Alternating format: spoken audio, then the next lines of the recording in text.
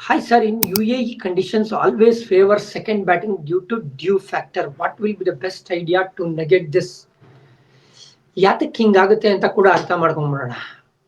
ಮಂಜು ಬಿದ್ದಾಗ ball skid ಆಗುತ್ತೆ ಬ್ಯಾಟ್ಗೆ, deviate ಆಗೋದಿಲ್ಲ, ಸ್ಟ್ರೋಕ್ ಮೇಕಿಂಗ್ ಅನುಕೂಲ ಆಗೋಗುತ್ತೆ.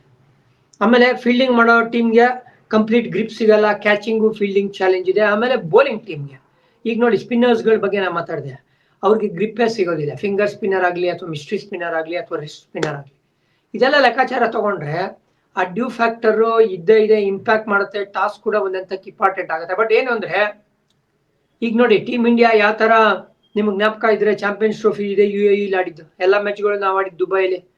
ಸೊ ಆ ಕಂಡೀಷನ್ಸ್ ನ ಗೆದ್ವಿ, ಅಪೋನೆಂಟ್ಸ್ ನ ಗೆದ್ವಿ, ಟ್ರೋಫಿನೇ ಗೆದ್ವಿ. ಹಾಗಾಗಿ ಕಂಡೀಷನ್ಸ್ ಹೀಗಿದೆ ಅಂತ ನಮಗೆ ಗೊತ್ತಿದೆ. ಸೊ ಇದಕ್ಕೆ ತಕ್ಕಂಗೆ ಪ್ರಿಪೇರ್ ಆಗ್ಬೇಕಂದ್ರೆ ಪ್ರಾಕ್ಟೀಸ್ ಅಲ್ಲಿ ನಾನು ಆಸ್ ಎ ಬೌಲರ್ ಬಾಲ್ನ ಬೇಕು ಅಂತ ಒದ್ದೆ ಮಾಡಿ ಅದರಲ್ಲಿ ಎಫೆಕ್ಟಿವ್ ಬೌಲಿಂಗ್ ಮಾಡೋಕ್ಕೆ ಪ್ರಯತ್ನ ಪಡ್ತೀನಿ. ಸೊ ಚಾಲೆಂಜ್ ಇರೋದು ಬೌಲರ್ಸ್ಗೆ. ಆಮೇಲೆ ಒದ್ದೆ ಬಾಲಲ್ಲಿ ಫೀಲ್ಡಿಂಗು ಕ್ಯಾಚಿಂಗು ಎಲ್ಲ ಕೊಡ್ತೀನಿ.